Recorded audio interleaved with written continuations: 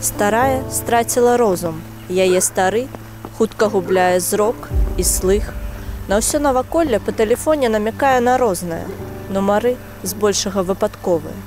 Зрэдку дазваніваецца дачцэ, дачка зрываецца з працы, прыязджае ў вёску, прыбіраецца ў хаце, просіць яшчэ пачакаць, болей нічога не просіць. Гатуе старому, уздыхае, кладзецца спаць.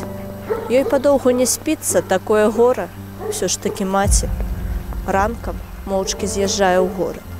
Старая бачыць сябе маладой, пазнае старога, дачку, вядоўцу з тэлепраграмы. Дзіўна глядзіць на ўнукаў, яны на яе таксама. Старасць не лечыцца, кажа сваяк, урач з абласной бальніцы. Ён, улічваючы гэты факт, браць на сябе адказнасць баіцца. Увечары дзверы замкнёныя на ключы. Стары чытае ўслых, пераказвае байкі. Радыё па начах маўчыць. Увогуле ўсё маўчыць, акрамя сабакі.